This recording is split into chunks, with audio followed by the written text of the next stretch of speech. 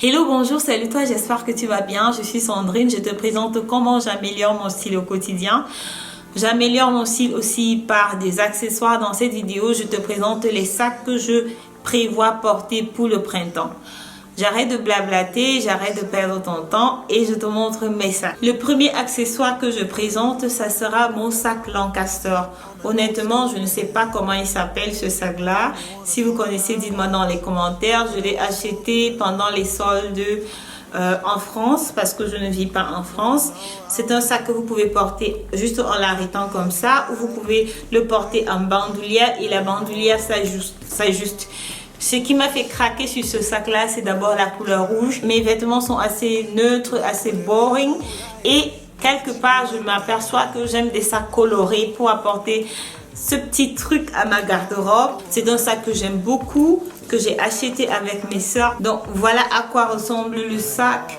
Le cuir de chez Lancaster est simplement de très bonne qualité. Le cuir de chez Lancaster me rappelle un peu le cuir de chez Pollen, bien que je ferai une comparaison sur ces deux-là. Honnêtement, je crois que je préfère le cuir de chez Lancaster. Donc je sais qu'il y a plusieurs personnes qui sont très fans de la marque Pollen. Je trouve aussi que le rapport qualité-prix chez Lancaster est meilleur. Actuellement, il est rembourré par des papiers parce que c'est un sac qui perd quand même facilement sa forme. Je l'ouvre juste comme ça. Voilà, hop, il est ouvert. Il a deux compartiments. Le premier étant plus grand, le deuxième un peu plus modeste.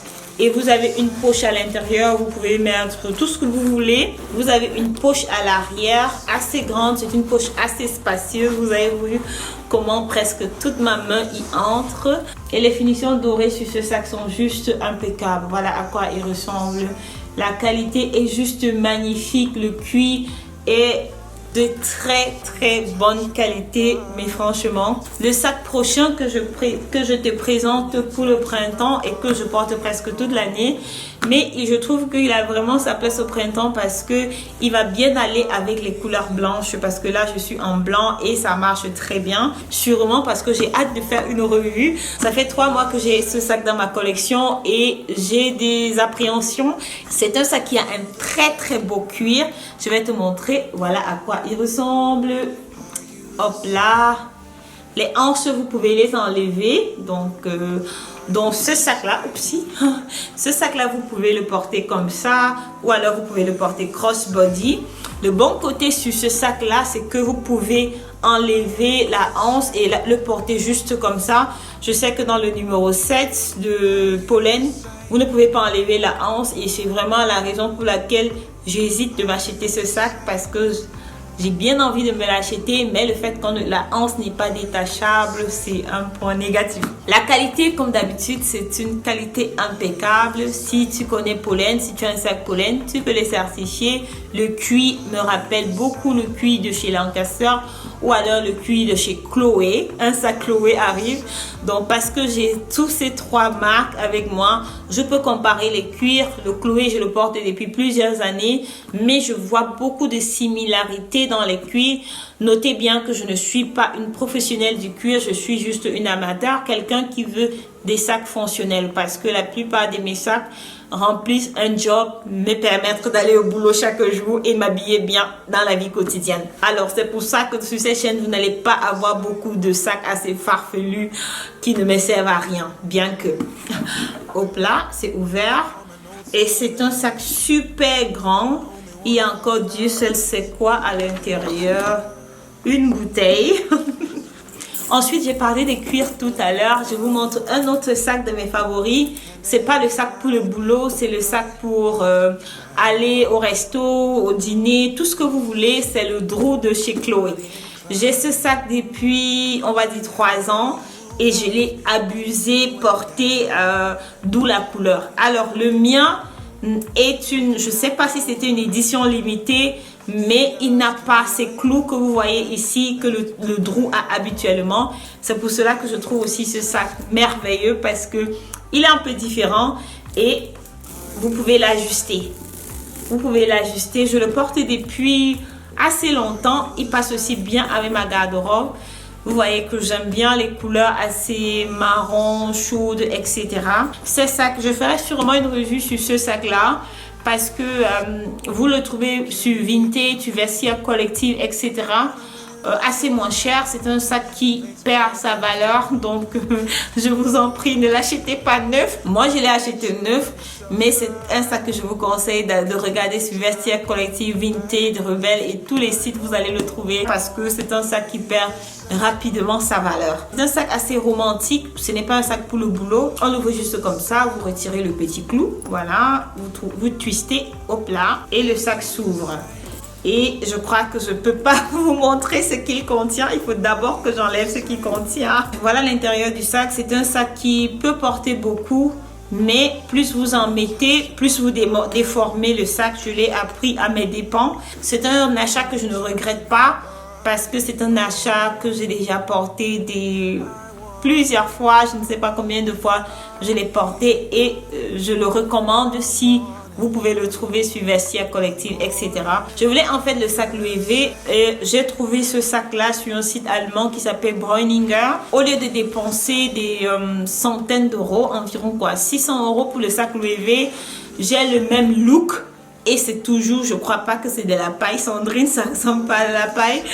Mais comme ça à l'écran, il a le même look que le sac Louis V. Ils se font très bien à ma garde-robe. Si vous regardez justement derrière moi, actuellement, il est assez grand. Il est super grand. Pour cette raison, je vais l'utiliser pour le marché des fleurs ou bien le marché normalement où j'achète les fleurs. Bon, encore des papiers parce que c'est comme ça que je protège et je garde la forme de mes sacs. Le dernier sac est le plus important. Mon shopper, c'est de la marque Mango. Honnêtement, j'ai acheté ce shopper pour le sport.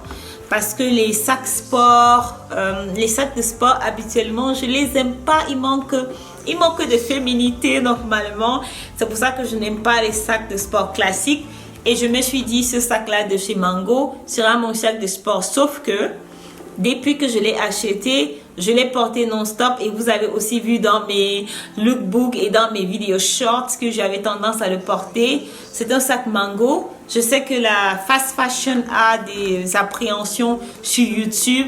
Mais pour moi, si tu achètes un vêtement ou bien un sac de la fast fashion que tu portes tous les jours et constamment, alors je ne vois pas où est le problème. C'est une première pour moi, mais c'est une couleur qui se fond très bien parce que c'est une couleur assez neutre. Donc les couleurs chaudes vont aller avec ce sac-là, les couleurs froides vont aller avec cette couleur-là. Donc voilà le sac que je porte majoritairement pour le boulot parce que je sais qu'il va passer avec tout. Contrairement à mon pollen, avec mon pollen, il faut absolument que les tons ne soient pas très froides. Un sac en tissu de la marque Tommy Hilfiger. C'est un sac vraiment avec le monogramme Tommy Hilfiger partout. Donc c'était avant, je l'ai depuis 12 ans, bien avant que les micros et les mini sacs soient à la mode. Donc je l'ai tellement chéri parce que c'était le sac d'une amie très cher. C'est un sac qui est très simple, très facile à porter, qui va aller avec tous les tons chauds et les tons froids. Donc dans mes vidéos, vous allez toujours voir que je vais catégoriser les couleurs en sous forme de tons parce que je vois que c'est ce qui fonctionne le mieux. Mais si j'ai des tons neutres, je peux ajouter à ce look des tons chauds ou froids parce que la base est neutre. Et celui-ci, c'est un sac neutre qui va passer avec les tons chauds et les tons froids. Et hier, j'avais un look total noir. Je ne voulais pas être trop habillée, je ne voulais pas aussi avoir un gros sac, donner l'impression que après le dîner je m'en vais au cours de yoga ou autre chose. C'est pour ça que j'ai trouvé que ce sac là était parfait. Donc si tu as regardé la vidéo jusqu'ici, merci. On se voit à la prochaine dans une autre vidéo où je vais sûrement te présenter mes autres accessoires pour le printemps qui sont indispensables pour moi. Donc ces vidéos que je fais sont surtout pour te montrer ce que tu peux ajouter et si tu as déjà ces pièces dans ta garde-robe, comment tu peux les réinventer. D'ici là, on se voit à la prochaine. Bye bye!